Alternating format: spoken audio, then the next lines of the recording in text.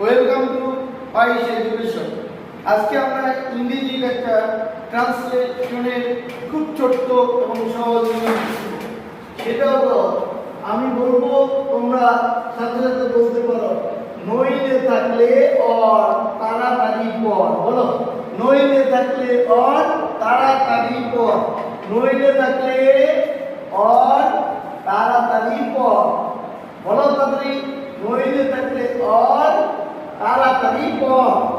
তাড়াতাড়ি পর। নইলে থাকলে অর তাড়াতাড়ি পর। একটা উদাহরণ দিলে বিষয়টা ক্লিয়ার হয়ে যাবে। ধরো, আমি বললাম পর, নইলে ফেল করবি। ফেল করবি। দেখো, বাক্যের মধ্যে নইলে আছে। আমি তো শিখেছি নইলে থাকলে অর। তাহলে প্রথমে কি আছে? পর। পড়া ইংলিশ কি? রিড। পর মানে কি? তুই পড়, রিড। এখানে ইউ করতে উচ্চ আছে, রিড। আর নইলে থাকলে কি? অর। তাহলে অর দিব। এবার ফেল করবি মানে কি? তুই ফেল করবি।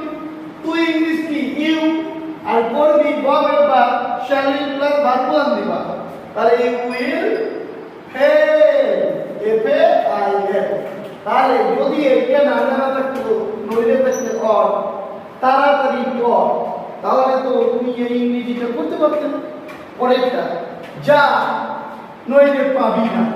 গো on, you will not gate.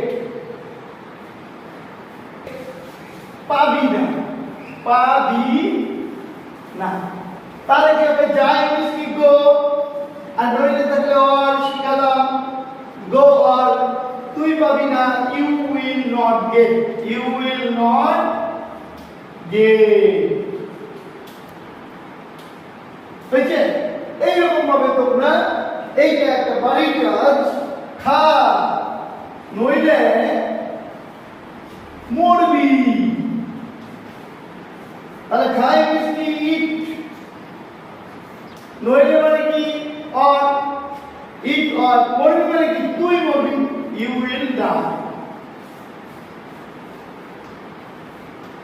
বাস, এইভাবে তোমরা আরো নিজে নিজে প্র্যাকটিস করবে। তোমাদের একটা বাড়ির কাজ দিই, যে যা, নইলে বইটা পাবি না। এটা তোমরা বাড়িতে নিজেরা করবে, করে আমাকে জানাবে ঠিক পারলে কি পারলে না। বাস, আজকে এই পর্যন্ত থাক। নেক্সট ডে আবার কিছু নিয়ে আমরা আলোচনা করব।